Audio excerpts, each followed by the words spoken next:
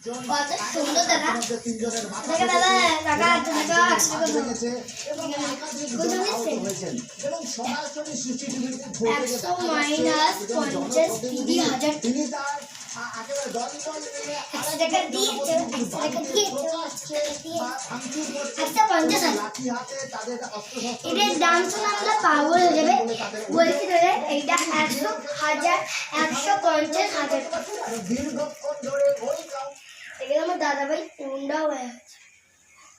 এটা আমি নখ দেওয়া পেছন থেকে মজা দেখো